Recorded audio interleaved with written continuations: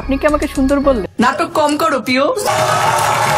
কোটা সংস্কার আন্দোলনকে কেন্দ্র করে দেশ জুড়ে যখন অদ্ভুত পরিস্থিতি, কোটা ব্যবস্থার যৌক্তিক সংস্কারের দাবি, তখন দেশের একটি টেলিভিশন টক শোতে কথা বলেন বিচারপতি শামসুদ্দিন চৌধুরী মানিক ও বিএনপি নেতা গোলাম মাওলা রনি। অনুষ্ঠানটি সঞ্চালনার দায়িত্বে ছিলেন উপস্থাপিকা দীপ্তি চৌধুরী। প্রায় ৪৯ মিনিট পর্বের এই টক শোতে শুরু থেকেই বেশ বুদ্ধিদীপ্ত আলোচনা ও ধৈর্যের পরিচয় দিয়েছিলেন তিনি। আমার সাথে রাবিশ কথা বলবেন না, আমিও দেখেছি।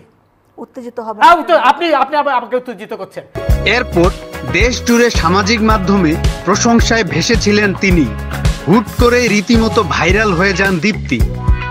শহরের দেয়ালে আঁকা বৈষম্য বিরোধী ছাত্র আন্দোলনের গ্রাফিতিতেও স্থান পায় তার মুখ।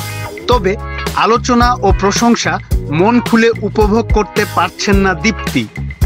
সহ্য করতে হচ্ছে কটাক্ষ। টক শো শেষে বিচারপতি মানিকের উপর ক্ষুব্ধ দীপ্তি চিৎকার করে জানিয়েছিলেন তিনি মুক্তিযোদ্ধার সন্তান। আমি একটা মুক্তিযোদ্ধা পরিবারের সন্তান, আপনি আমাকে রাজাকার কোন সাহসে বলেন?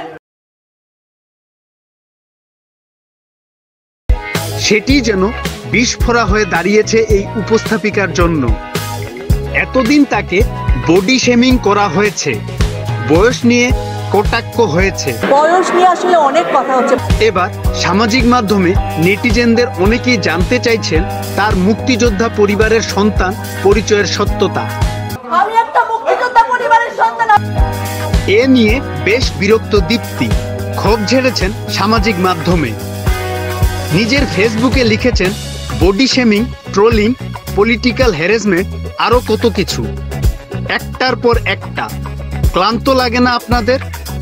একবারও বুক কাঁপে না শুধুমাত্র রাজনৈতিক জেদ থেকে এমন মিথ্যাচার করতে?